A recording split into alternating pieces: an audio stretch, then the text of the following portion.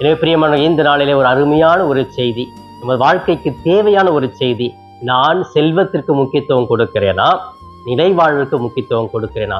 அந்த நிலைவாழ்வை அடைவதற்கு நான் முழுமையான ஒரு தியாகம் இழக்க வேண்டும். இரண்டாவதாக முழுமையான அர்ப்பணத்தை கொடுக்க வேண்டும். முடியுமா? சிந்திப்போம். இப்பொழுது கண்களை மூடி ஜெபிக்கலாமே.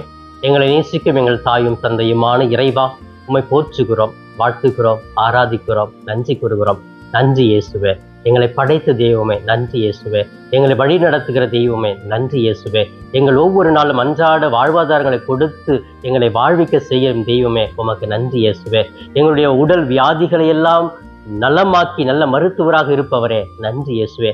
மன உளைச்சல்களை எல்லாம் நீக்கி ஒரு ஆறுதல் கொடுப்பவராக இருக்கிறவரே, ஆலோசனையின் தந்தையாக இருக்கிறீரே நன்றி இயேசுவே.